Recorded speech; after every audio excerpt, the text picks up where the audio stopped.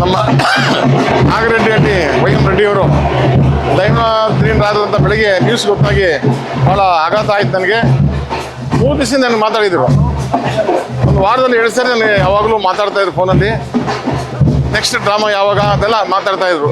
ಪ್ರತಿ ಡ್ರಾಮಾಗೂ ಇಲ್ಲಿ ನಾನು ಬರ್ತಾಯಿದ್ದೆ. ಶ್ರೀಕೃಷ್ಣ ಪರಮಾತ್ಮ ಪಾತ್ರ ಹಾಕೋರು, ನಿಮ್ಮ ಸೀನ್ ಲೇಟಾಗಿ ಬರುತ್ತೆ ಅಂದರೆ ಸಾಹೇಬ್ರು ಹೋಗ್ಬಿಡ್ತಾರಪ್ಪ ಅಂದ್ಬಿಟ್ಟು ಆ ಡ್ಯಾನ್ಸ್ ಗೀನ್ಸ್ ಅಲ್ಲೇ ಪಾಪ ಮಾಡಿ ತೋರಿಸ್ಬಿಡೋರು. ರಾತ್ರಿ 2-3 ಗಂಟೆವರೆಗೂ ಇದ್ದೀನಿ ನಾನು ಆ ಡ್ರಾಮಾಗಳಲ್ಲಿ. ಮುಂದಿನ ವರ್ಷನೂ ಚೆನ್ನಾಗಿ ಮಾಡಬೇಕು ಅಂತ ಮಾತಾಡಿದ್ವಿ. ಆ ಸ್ಟೇಜ್ ಅರೇಂಜ್ಮೆಂಟ್ಸು ಎಲ್ಲ ಮಾಡಿಸ್ಬೇಕು ಅಂತಿದ್ರು. ನಾನು ಮಾಮೂಲಿ ನಾನು ಮಾಡಿಸ್ಕೊಡ್ತೀನಿ ಅಂತ ಹೇಳಿದ್ದೆ. ಈ ನಮ್ಮ ಇಲ್ಲಿ ಈ ನಾಯಿಬಾಲೆ ಅಂಗಡಿ ಇದೆಯಲ್ಲ, ಅದನ್ನ ಬೇಕು ಅಂತ ಅವರು ರಿಕ್ವೆಸ್ಟ್ ಮಾಡ್ಕೊಂಡಾಗ ಜನಗಳು ಒತ್ತೂರಿಂದ ಒತ್ಕೊಂಡ್ಬರ್ಬೇಕು, ತಲೆ ಮೇಲೆ ನಡೀಬೇಕು ಕಿಲೋಮೀಟರ್ ಗಟ್ಟಲೆ ಅಂತ ಇಲ್ಲಿ ಮಾಡಿದೆ. ಆ ವಿಷಯದಲ್ಲಿ ನಾನು ನನ್ನ ಹೈಕೋರ್ಟ್ಗೂ ಹಾಕ್ಬಿಟ್ರೆ ನನ್ನ ಮೇಲೆ. ಕರೋನಾ ಟೈಮಲ್ಲಿ ಜನ ಸೇರಿಸಿ ಮೀಟಿಂಗ್ ಮಾಡಿದ್ರು ಅಂತ ಹೈಕೋರ್ಟಲ್ಲಿ ಕೇಸು ಗೆದ್ದು ಎಲ್ಲ ಸರಿ ಹೋಯ್ತು. ಜನ ನೆನೆಸ್ಕೊಂಡಂಗೆ ನಾನು ಆ ಕೆಲಸ ಮಾಡಿದ್ದೆ ಅನ್ಕೊತೀನಿ. ಈಗಲೂ ಯಾರೋ ಹೇಳ್ತಾ ಇದ್ರು ಸೊಸೈಟಿ ಸೇಸ್ತ್ರಿ ಅಂತ. ಅದು ಮೂಲಭೂತ ಕಾರಣ ಅಂದರೆ ಇವರೇ, ನಮ್ಮ ವೈ ಎಂ ರೆಡ್ಡಿಯವರು. ನಿರಾಳವಾದ ಮನುಷ್ಯ. ಅದೇನೋ ನನ್ನ ಮೇಲೆ ಅಷ್ಟು ವಿಶ್ವಾಸ ಪ್ರೀತಿ. ಏನೇ ಕಾರ್ಯಕ್ರಮ ಅದು ಆ ದೇವಸ್ಥಾನ ಬರ್ತೀರಾ, ಅಲ್ಲಿಗೆ ಬಂದು ಕಾಯ್ತಾ ಇರ್ತೀನಿ ಬನ್ನಿ, ಏನೇ ಕೆಲಸ ಕಾರ್ಯ ಕೊಟ್ಟಿದ್ರು ಬಿಟ್ಟು ಬರೋರು. ಒಳ್ಳೆ ಸ್ನೇಹಿತರನ್ನ ಇವತ್ತು ನಾನು ಕಳ್ಕೊಂಡೆ. ನಾನಂದ್ರೆ ಭಾರಿ ಗೌರವ, ಅಷ್ಟೇ ಸ್ನೇಹ. ಅವರು ಯಾವಾಗಲೂ ನನಗೆ ಕನ್ಸಲ್ಲಿ ಬಂದ್ಬಿಡೋರು ಒಂದೊಂದು ಸರಿ. ಅಷ್ಟು ಸ್ನೇಹ ಇತ್ತು ನಮಗೂ ಅವ್ರಿಗೂ.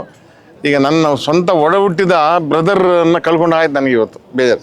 ಎಲ್ಲ ದೇವ್ರದೊಂದು ಕಾರ್ಯಕ್ರಮ ಇತ್ತು, ಯಾವುದೋ ಊರು ಉತ್ಸವ, ಅದು ಬಿಟ್ಟು ಅದು ಬೇಡ ಇವತ್ತು ಸರಿಯಿಲ್ಲ ಅಂತಂದ್ಬಿಟ್ಟು ಸೀದಾ ಇಲ್ಲಿಗೆ ನಾನು ಬಂದಿದ್ದೀನಿ.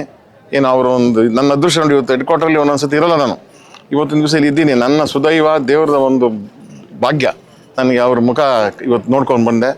ಸುಮಾರು ಜನ ಲೀಡರ್ಗಳೆಲ್ಲ ನಮ್ಮ ಅಲ್ಲಿ ಎಲ್ಲ ತಾಲೂಕು ಮಟ್ಟದ ಲೀಡರ್ಗಳೆಲ್ಲ ಇಲ್ಲಿದ್ದಾರೆ. ನಮ್ಮ ರಾಮನಗಡ್ಡಿ ಇರ್ಬೋದು, ನಮ್ಮ ಸರ್ವಜ್ಞ ಗೌಡರು, ನಮ್ಮ ಪದ್ಮನಾಭ ಗೌಡರು, ವೆಂಕಟರಾಮೇಗೌಡರು, ನಲ್ಲೂರು ನಾರಸಿಂಹರು, ನಮ್ಮ ಬಾಬು ಬೇವಳಿ ಶಂಕರನವರು. ಈಗ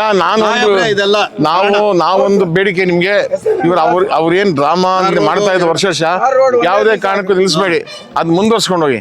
ಅವ್ರ ಆತ್ಮಕ್ಕೆ ಶಾಂತಿ ಸಿಗ್ಲಿ ಅಂತ ಹೇಳ್ತಾ, ಅವರು ಸಂಸಾರ, ಮಕ್ಕಳು, ಫ್ಯಾಮಿಲಿ ಎಲ್ಲ ಚೆನ್ನಾಗಿರ್ಲಿ, ಅದನ್ನ ಡ್ರಾಮಾ ನಡೆಸ್ಕೊಂಡು ಹೋಗಿ ನನ್ನ ಕೈಲಾದ ಸಹಾಯ ನಾನು ಪ್ರತಿ ವರ್ಷ ನಿಮ್ಗೆ ಮಾಡ್ತೀನಿ ಅಂತ ನಿಮ್ಮ ಮುಂದೆ ಘೋಷಣೆ ಮಾಡ್ತೀನಿ.